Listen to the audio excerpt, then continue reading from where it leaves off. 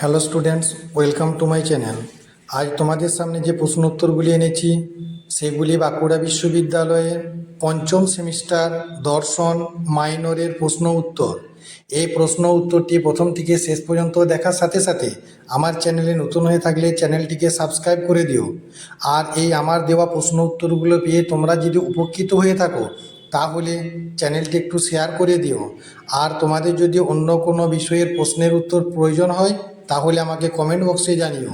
দেখো, আজকের প্রশ্ন হলো মনোবিজ্ঞানের সংজ্ঞা দাও, এর প্রকৃতি বা স্বরূপ ব্যাখ্যা করো, অথবা মনোবিজ্ঞান কি বিজ্ঞান ব্যাখ্যা করো।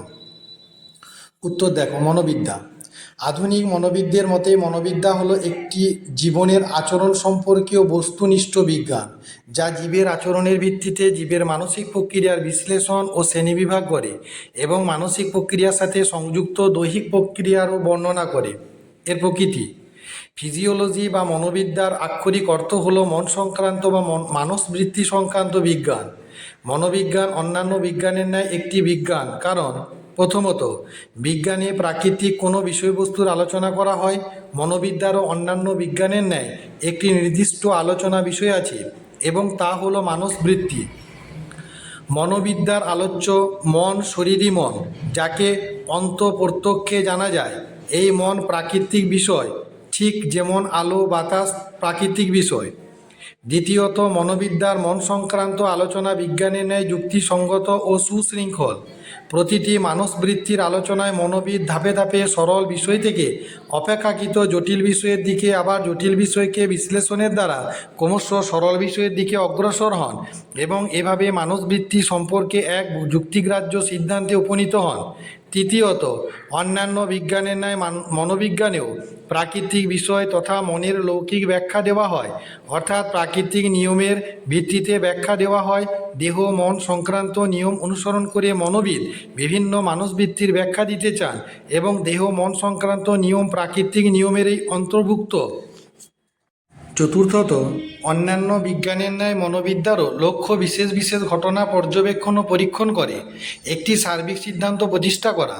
মনোবিদ্যা আমাদের বিভিন্ন মানসবৃত্তির অভিজ্ঞতার উপর নির্ভর করে বিভিন্ন সার্বিক সূত্র প্রণয়ন করতে চায়, যেমন ওয়েবার ফেচনার এর দেহ মন সংক্রান্ত সূত্র, থর্নডাইকের শিখনের প্রচেষ্টা ও বুলের সূত্র বা তত্ত্ব। পঞ্চমত, অন্যান্য বিজ্ঞানের ন্যায় মনোবিজ্ঞানেও কিছু পরিমাণে পর্যবেক্ষণ ও পরীক্ষণের মাধ্যমে সিদ্ধান্ত গ্রহণ করা হয়। যদিও মনোবিদ্যায় ব্যক্তির কর্ণকে বা মানসবৃত্তিকে জানতে গেলে অন্তর্দর্শনের প্রয়োজন, তবুও অপরের আচরণ পর্যবেক্ষণের মাধ্যমে অপরের মানসবৃত্তি জ্ঞান লাভ করা যায়। অপরের আচরণ প্রত্যক্ষযোগ্য ও তার পরীক্ষা নিরীক্ষা করা যেতে পারে। আবার জীবের প্রতিটি মানসবৃত্তির প্রকাশ ঘটে শারীরিক পরিবর্তনের মাধ্যমে, তাই প্রাণীর শারীরিক পরিবর্তন পর্যবেক্ষণ করেও সিদ্ধান্ত পাওয়া যায় মনোবিদ্যায়। ষষ্ঠত, অন্যান্য বিজ্ঞানের ন্যায় মনোবিজ্ঞানও বর্ণনাধর্মী বা বস্তুনিষ্ঠ বিজ্ঞানে বিষয়বস্তু যেমন থাকে তেমনভাবে বর্ণনা করা হয় মাত্র, তার মূল্যায়ন করা হয় না। মনোবিদ্যাও আমাদের মানসবৃত্তির উৎস বৈশিষ্ট্য প্রবৃত্তির বস্তুনিষ্ঠ আলোচনা করে মাত্র, তার ভালো মন্দ বিচার করে না বা তার মূল্যায়ন করে না। সপ্তমত, অন্যান্য বস্তুনিষ্ঠ বিজ্ঞানের ন্যায় মনোবিদ্যার জ্ঞানেরও ব্যবহারিক গুরুত্ব আছে।